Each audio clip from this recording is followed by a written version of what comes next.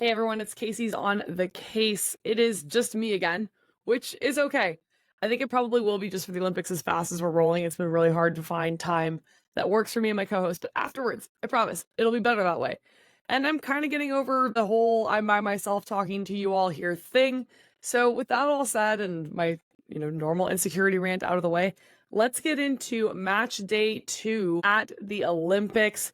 We had a wild, crazy Sunday yesterday, and I'm going to go ahead and start with U.S. women's national team's 4-1 win over Germany. You can go back and watch the live discussion we had post-match if you really want to on YouTube. This was a good win. This is something that I think everybody should feel very good about. If you did not get to watch USA Germany, this was the same starting lineup we had for USA versus Zambia. And I was a little bit concerned because watching back Germany versus Australia, to the extent that that win was Germany being a good team versus Australia being the most fatigued I've ever seen them. And I think the answer is it was both. We had some concerns in the midfield. They have a very strong midfield, in particular, Julia Brand. Was going to cause some issues there for us. What we ended up seeing against Germany is that Germany moved Pop into the midfield, I think just to try to combat the fact that Oberdorf is not there. Pop normally plays the 9. She is one of the great 9s of the women's game. So deciding to not use her up top and to put her in the midfield was certainly a choice from Germany's end, and I think one that they may have come to regret, especially as, and we'll talk about this, once Tierna Davidson got injured, I really think Germany would have benefited from moving Pop back to her proper home. But what we ended up seeing, because we didn't go with the double pivot, we played our normal lineup. So our midfield was Sam Coffey, Lindsay Horan, and Rose Lavelle. Sam Coffey had a pretty rough outing. And is that because Sam Coffey didn't play well? I don't think it was her best game, but it's a little bit hard to say how much of that was really Sam Coffey and how much of that was that she was dealing with what would have been a very tall task in the midfield. Anyone playing the 6 by themselves. And just a reminder, if 6 and defensive, if all of this doesn't make sense to you, I have my soccer positions video. I'll put a link up here for you to go and grab it if you're on YouTube. And if you're listening to the podcast, just search it on YouTube and you can find an explanation there. But it is often, with a team that's really strong in the attacking mid, difficult to have somebody play the 6 by themselves. That's why you utilize a double pivot. So Sam Coffey was tasked with doing something that was going to be a big challenge, regardless of who played that position. And I think that showed. She also was not particularly helped out by what was not Horan's best first half. I know she had a great game against Zambia, but some of the touches were off. I think positionally she struggled to recover back a few times, a couple rough passes. So it was not Lindsay Horan's best game, which did not help Sam Coffey. Sam Coffey would have benefited from having somebody play beside her. And I have to think in my heart of hearts that that's the adjustment Emma Hayes would have made once we were up 3-1. And again, if you did not watch, US went down a goal at first. Germany was really knocking early and fast. It was quite nervy there for a minute, a very tense game, but we frankly just outfinished them. Our attack was making really great runs. Mal Swanson has, so important for this team coming back. Thought Rose Lavelle actually worked with Lindsay Horan, which was great, but you'll notice that Rose Lavelle played a little bit differently than she usually does. It was less, going at people on the dribble and being creative that way, and a little more quick passing, a little more quick runs within spaces. But that's good. We need to have the versatility and the ability to take on opponents in these different ways. Also, masterclass from Trinity Rodman, workforce-wise and defensively and attacking from Emily Fox. Fantastic game from Emily Fox, who I think single-handedly stopped quite a few attacks from Germany. And then the player who was doing very well, who then had to come off with an injury, is, of course, Tierna Davidson. Tierna Davidson was having one of the best defensive performances I've seen her have. Just, again, incredible 1v1 defending, really strong positional leading. Even though, obviously, you're going to create some gaps when she pushes a little higher into the midfield, she was still adjusting and pretty aware of when she could do that.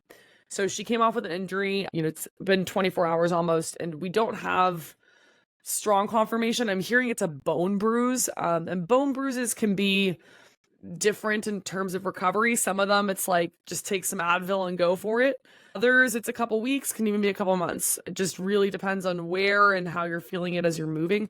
The good news for her, obviously, is that this isn't something that's going to require surgery. This isn't something that, keeps her out for a very long time.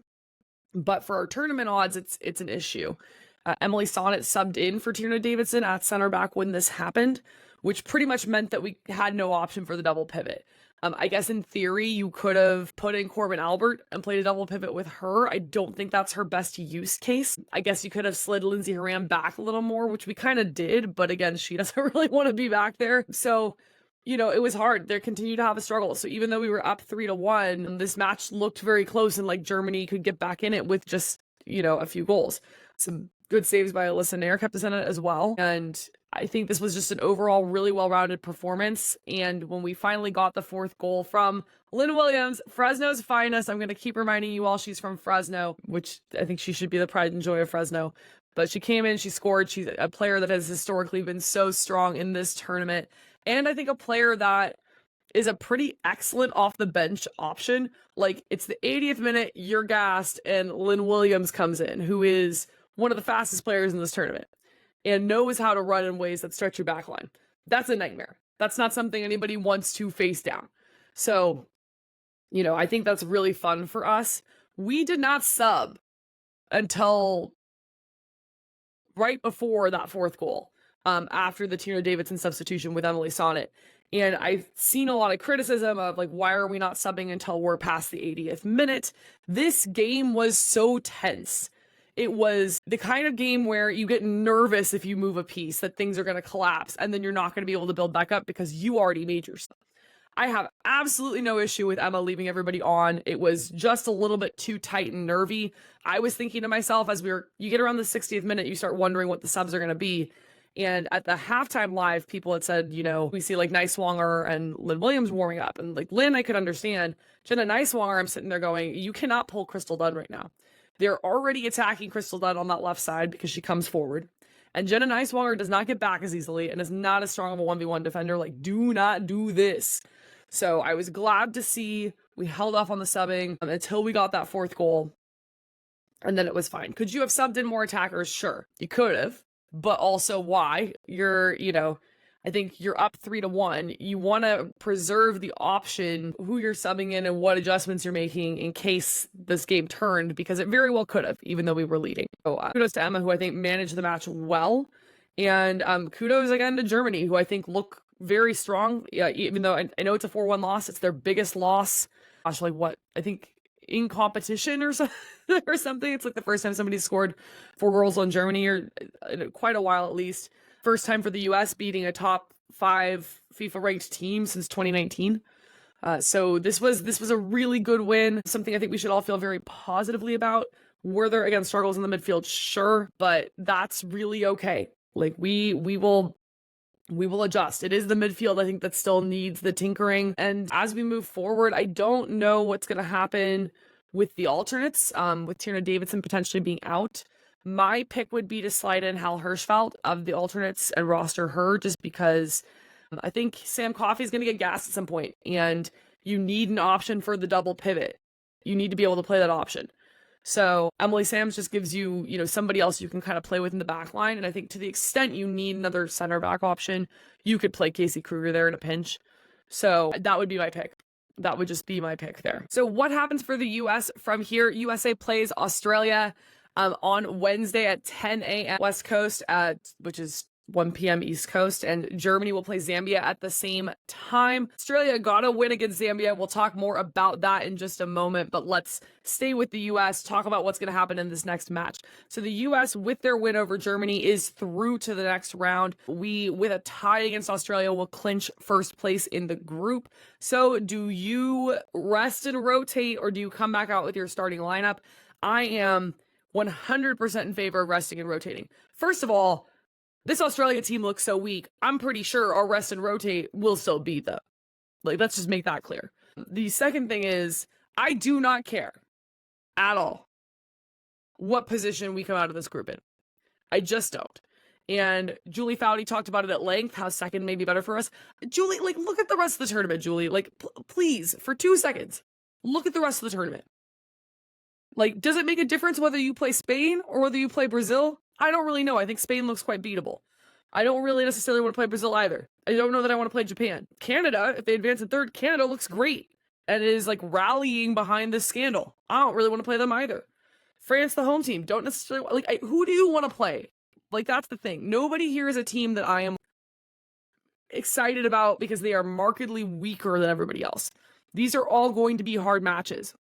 It does not matter what order you get out of this group in, just get out of the group. What could matter is whether you get to rest and rotate these starters so that you don't look gassed come Saturday when your next round's happening. So I'd like to see us be, well positioned and rest up. That is my strong preference. So what does that look like? I mean, I think it's literally like everybody who hasn't gotten time yet, put them on.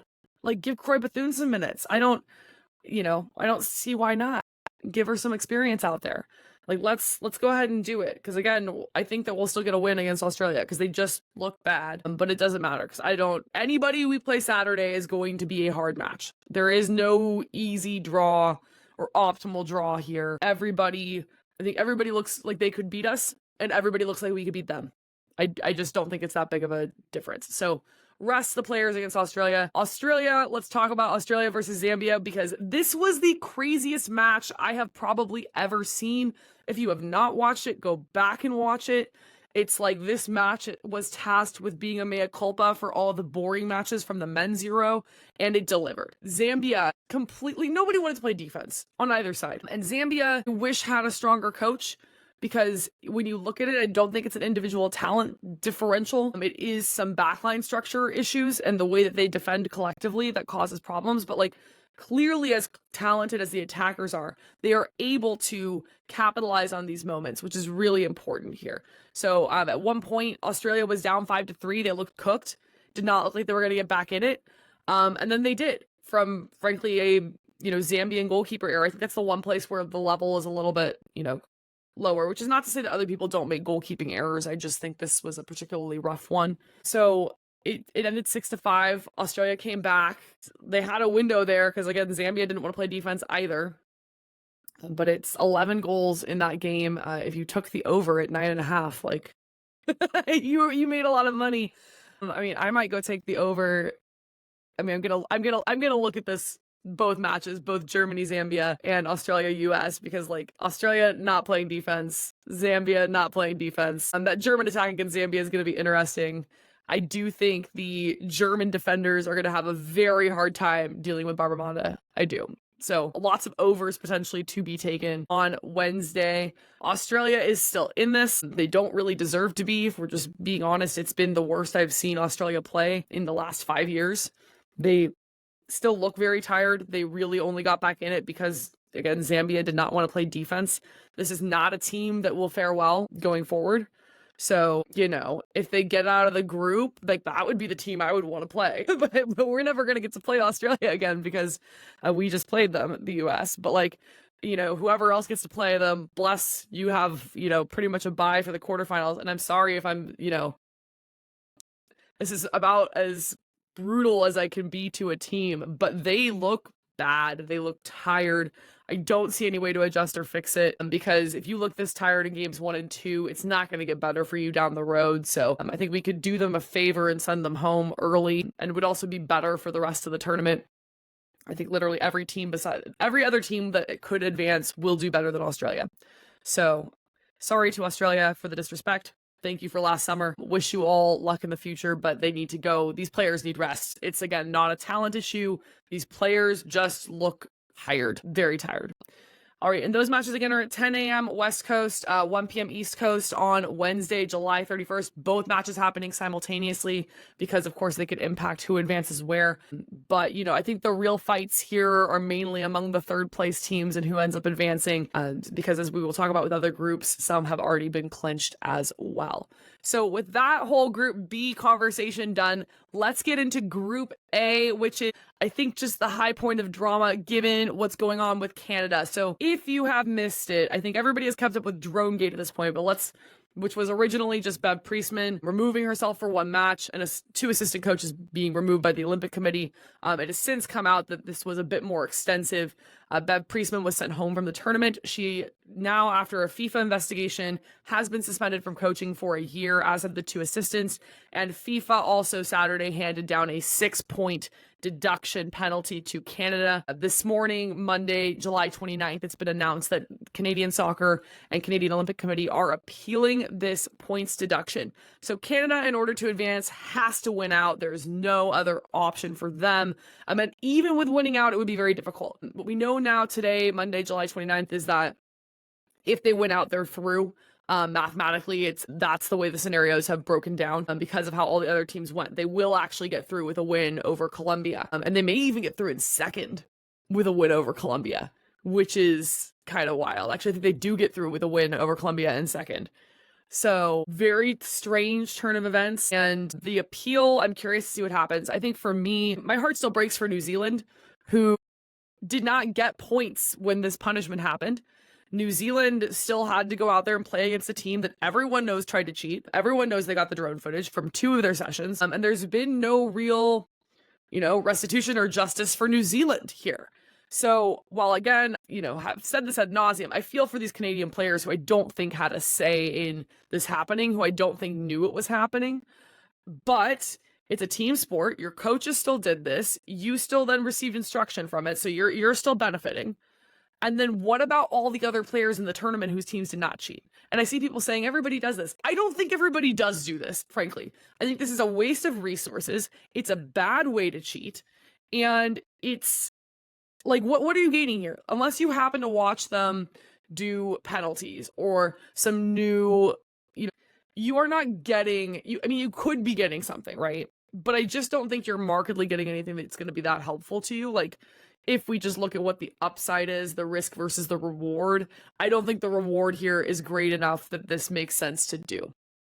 So, because we're never going to forget this. We're going to forever be talking about how Canada tried to cheat and with the drones. And, I'm sure neighboring soccer field now, if there's a drone, it's going to be like, it's Canada. So it's like, this has been destroyed. So it doesn't make sense. It wasn't a great idea. Is the punishment of 6 points deduction too harsh? I don't think so. Frankly, I think they're lucky they haven't been DQ'd because it's only the 2 drone incidents we know about so far. There's reporting, again, that there was footage used at the Tokyo Olympics, and I do think they're going to lose their medals if that ends up being true. So it sucks for these Canadian players, but it also sucks for everybody who played against them. And we have to try to be fair. Tough shit, I guess, is kind of where I come down on it. I don't have, like I said, I have a little bit of I have sympathy for the players because I can empathize with how frustrating that would be to have somebody else just ruin something you've worked your whole life for. But like, you're in it. You are part of this. Like, that's just the deal. You are part of this, and everybody else competing also worked their whole life to be there. So, unfortunate for New Zealand, who with that forfeit maybe had a shot at getting out of the group. Not that they they already got eliminated in quarters, so that's kind of always a bit of a factor here. So let's talk about Canada and versus France, which was a very hard fought match. France rotated a decent amount this match, and that's because with the win over Colombia, they were also effectively through. Like, they are not qualified through, by points. They're going to get a win against New Zealand. They could afford to rest against Canada. So they did rotate, and they didn't rotate like in the parts where they're really weak, but they did start folks who did not start the prior match. And I think it showed. France looked disorganized defensively, which is not something I say that often about France. They did not get into the attacking third with the same crispness that they did against Colombia. Canada, on the other hand, was pretty much fighting for their lives. We've since learned that they did not really sleep at all. They've just been kind of sobbing over their Olympic dreams being crushed and everything else that's going on.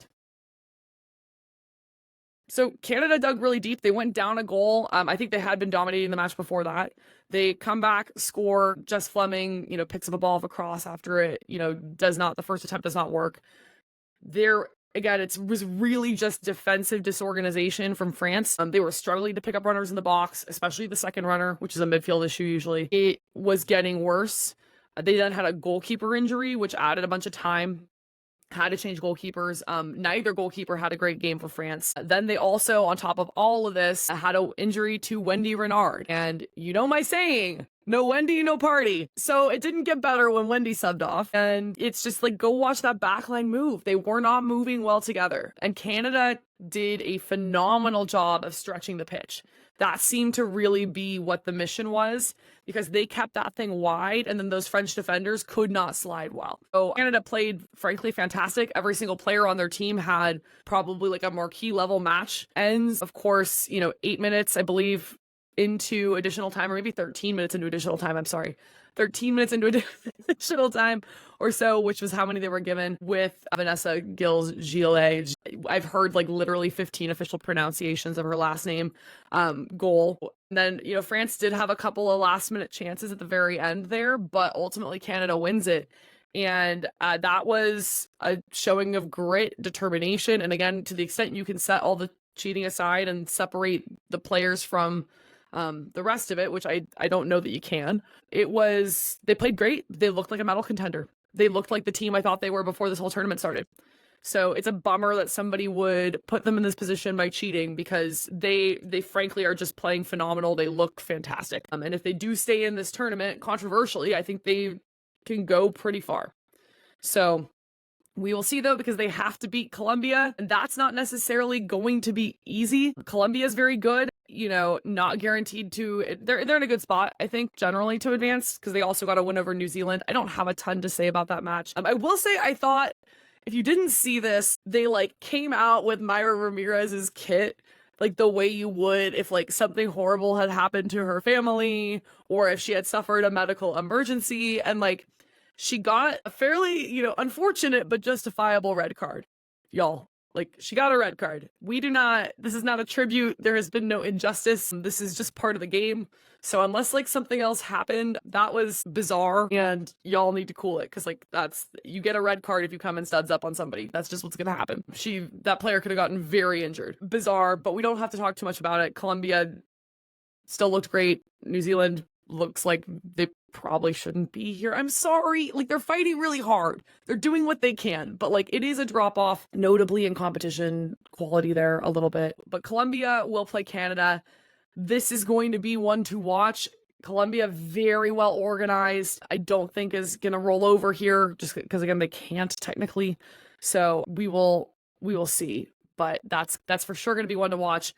Canada and Colombia, probably my match of the day on Wednesday, July 1st. That is your noon match if you're on the West Coast, 3 p.m. if you're on the East Coast. Do not miss that one. That should be on Peacock. And then the same France and New Zealand will play. I expect France to take care of business fairly easily there, but you never know. You never know, because if they don't have Wendy, no Wendy, no party. It's going to continue to be a phrase until she retires. And then even after she retires, I'll probably keep saying it, because they will miss her. And okay, one other thing I want to say about France-Canada is I am a noted Amandine Henry hater for reasons that are not really her fault, because I just think people made a lot of bad business decisions when it comes to having signed her, especially with ACFC. I thought she looked good when she got subbed in. I thought she had some nice moments at the end of the match. So I just wanted to acknowledge, as an Amandine Henry hater, that I thought it wasn't all bad.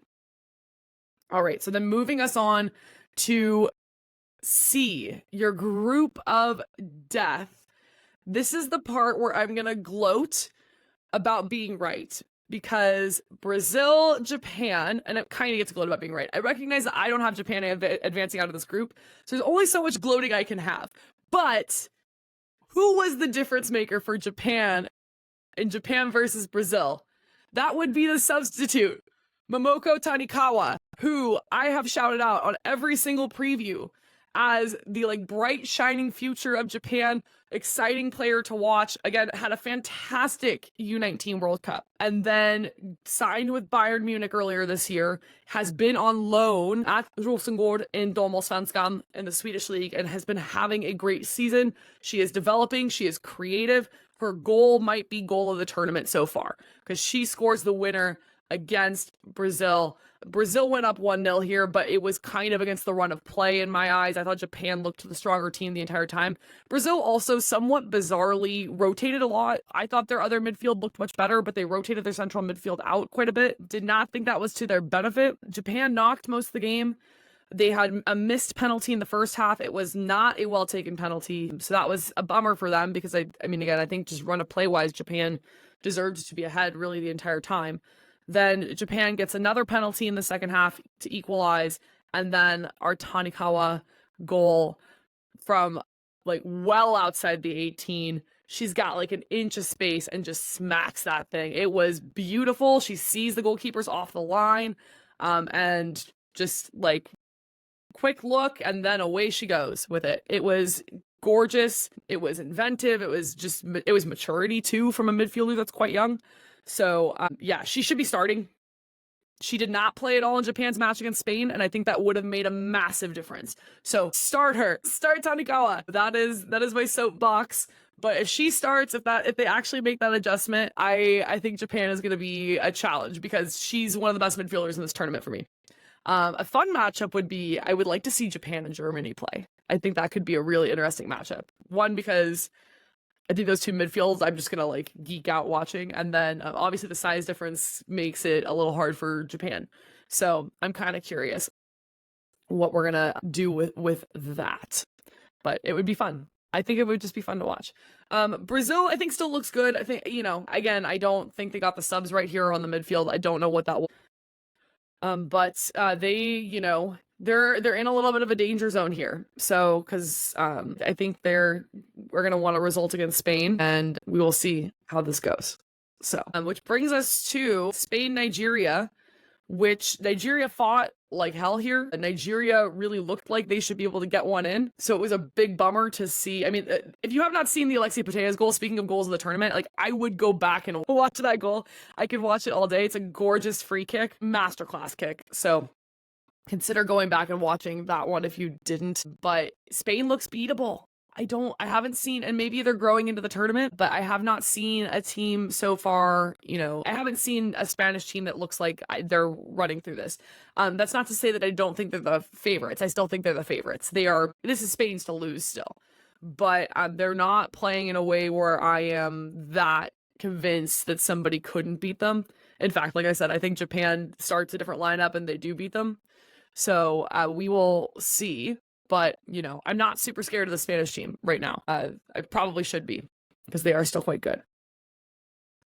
All right, that brings us to our next matches in this group. So you have Japan playing Nigeria. That's going to take place at 8 a.m. West Coast, 11 a.m. East Coast on July 31st as well. And then Spain will be playing Brazil. That's also at 8 a.m. So simultaneous play again. Spain is already through to the next round. They have clinched. Will they rotate and rest? I don't know. They could. But I think either way, this Brazil team matches up against them in a very interesting way. I expect this one to also be low scoring and be, a bit of a midfield chess match. So it's going to be good to watch. Japan-Nigeria is going to be interesting as well. Because I just think if Japan starts the midfield, they should start. Then I think this is going to be a bit of a rough go for Nigeria. So those are all of your matches on those days. So looking forward to beyond this to the quarterfinals. Your quarterfinals are all happening on Saturday at various times based on how this all shakes out and who plays who. How am I feeling about teams and power rankings? Let's go through your 12 teams in this tournament. At the bottom, Australia, I'm still putting you in the bottom. I am. I know you beat Zambia. But just for the sheer underwhelming you've done, you're still going to be my 12th place team. Then I'm going to give it to, it's still Zambia, New Zealand, and Australia at the bottom. Those are the 3 weakest teams. That's who this is. So those are my 3 weakest teams. And then next will remain Nigeria. The bottom is kind of staying the same. I thought Nigeria, again, a good outing against Spain. A little unlucky to have it taken away in the fashion it was. And not really taken away. I mean, Spain earned that because, again, Alexia Putellas' great goal. Nigeria, I think, deserved a draw there. So at a minimum. And it would have been nice to see them get it. Again, it's less of a statement about Nigeria, who I think is very strong. This is just a tough tournament. So that's why I am placing them where I am placing them. Then next, I think I'm going to go with Brazil. I'm moving Brazil down just because I didn't like it as much as I liked it before. And again, that could be because Japan played their better midfield. I don't know. But I'm going to put Brazil at the 8 spot here. Then at the 7 spot, this is hard. I don't love what like. Am I really gonna take France all the way down? I can't take France all the way down, and I can't upgrade anybody else that far. Okay, 7, I'm just going to put Japan there because Japan is still going to, I'm not sure still what's happening with Japan and their midfield. So if you put Tanikawa in, you can skyrocket up the rankings, but I'm still going to go ahead and put Japan there in 7th. In 6th, I'm going to put Colombia. I think again, these top 8 are all very, very good. I don't think there's really a big drop off.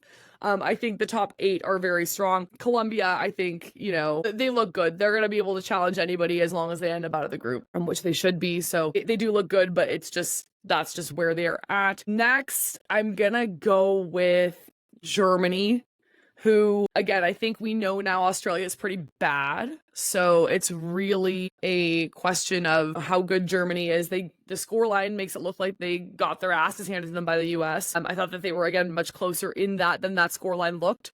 So not quite as simple to say. And this is just, again, my reminder. I'm like, nobody get too upset about the top 8 because the top 8 they're all close here. Then I'm going to downgrade France quite a bit here because France has been my strongest starting lineup in this tournament. I still think that's the case, but you've now got injury trouble. You've shown now what happens with the rest of the lineup, which has always been my concern is if you're not in the starting, if France is not playing their starting lineup, what does this look like? And we're seeing it's a big drop off. So I am downgrading France. That puts them in 4th. I am then going to put Canada in 3rd. If Canada plays like that again, like it was just, they played so well. They played so well. And the cheating makes this all very hard to talk about. But if I'm just judging it based on the football that I saw against France, that is a team that could absolutely go and defend their title. Just incredible play from Canada. So if they can get performances like that from every player in this tournament at every match, they're winning this thing. But I think that's going to be very hard to do. It's going to be very hard to manage the energy still of the scenario they're dealing with. So I will keep them in 3rd. And 2nd, I'm going USA, baby. We looked great. We looked great. We threatened from different angles. Like the defense is holding up well. Is the midfield still a bit of a question mark? Absolutely. But you know what? Other teams have bigger problems than that. So we are going in 2nd. And in 1st now is Spain because I've had to downgrade France. Spain, depth is not an issue for them. So they can sit here and be here all day. They are conserving energy. Does any of it look convincing at this point? No, but that's okay. It doesn't have to. You can build and grow into the tournament. And that's, I think, the scariest part about Spain is that they don't even look particularly great yet. And they're still getting the results they need. So that's my shakeups on your top 12. If you liked what you heard or didn't like what you heard, you can let me know in the comments.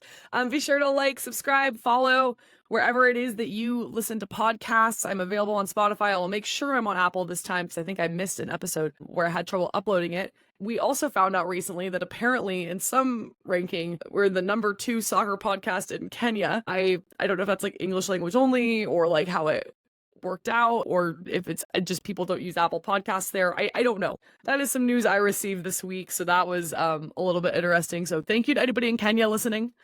Also big in New Zealand, apparently, even though haven't had a ton of kind things to say. So sorry to New Zealand if you're listening. And yeah, come hang out. You can also join me live on TikTok 30 minutes before every U.S. Women's National Team Olympic match at halftime and after the match, as well as on YouTube, wherever you feel like joining us. So I look forward to seeing you all on Wednesday, and let's fucking go.